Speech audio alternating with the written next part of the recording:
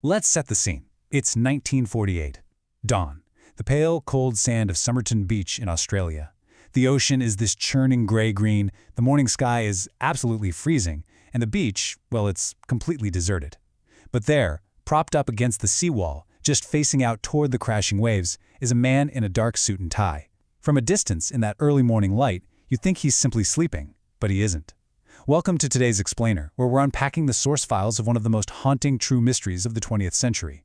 We are examining a case built entirely on pure atmosphere, incredibly strange objects, and just an impossible silence. Okay, let's dive into this. What if a tiny scrap of paper was the absolute only clue to your entire identity? That is the foundational hook of the Somerton man case. We're talking about a man who left behind essentially nothing. No wallet, no names, no history whatsoever. The stakes here are fascinating because we're investigating an individual who was stripped entirely of his worldly identity. He left behind literally one haunting, incredibly strange clue for investigators to find. It's a mystery built on a profound, terrifying absence of normal information. Just think about the sheer anomalies of this case. Zero identification found on his body. Zero cause of death ever determined. No signs of violence, no weapon, absolutely nothing. And zero missing persons reports filed that matched his description anywhere in the world. The police had zero to go on.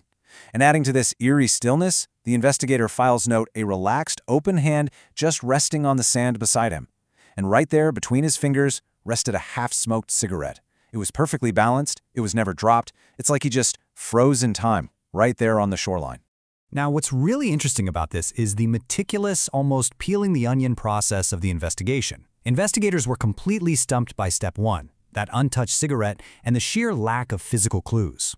So, anonymous, gloved hands carefully began opening the man's jacket, searching the seams for absolutely anything they might have missed. Which leads to step two. Stitched deep inside the jacket lining, they discover a tiny hidden pocket, a deliberate secret compartment. And inside that pocket, step three.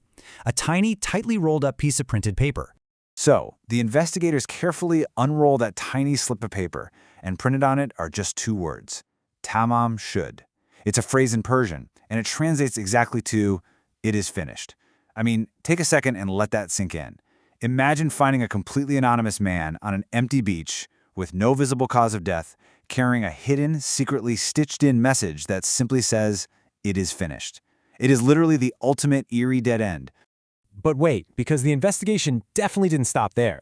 Investigators actually traced that torn scrap of paper to a very specific source, a slim 1948 volume of Persian poetry left behind in a parked car nearby. And inside the back cover of that book, penciled right onto the page, was a column of seemingly random letters.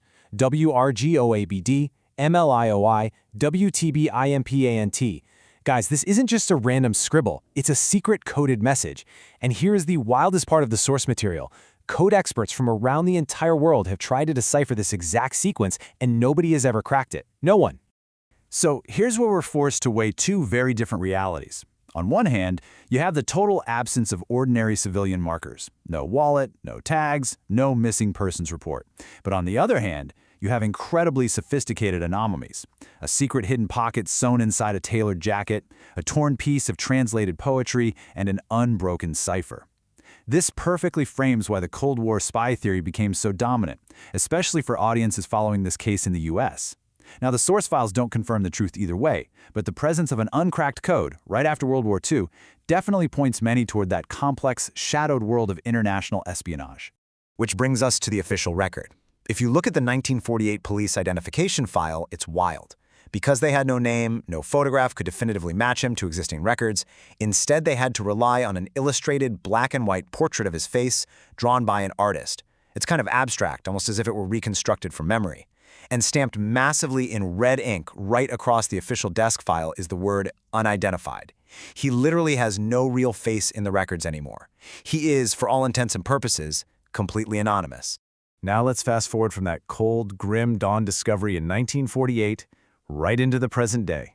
If you go to Somerton Beach right now, it is absolutely beautiful. It's sunny, it's completely normal. Families are out, people are walking their dogs. Life just continues directly over the exact spot he was found. But underneath all that normality is a staggering fact. 75 years later, the mystery remains. 75 years, not one single identification, just complete silence. The silence on this case really does do all the work, doesn't it? After breaking down these source documents in today's explainer, we're left with the exact same puzzle those original investigators faced. So who do you think he was? Was he a Cold War spy caught up in a covert operation, a soldier just wanted to disappear, or maybe a civilian caught in a deeply personal tragedy? I really want you to think about the details we've explored today: the untouched cigarette, the hidden pocket, the unbreakable code, and of course those haunting two words, "It is finished." The legacy of the Somerton man is that his story now belongs entirely to us, the investigators of the future. So, what is your theory?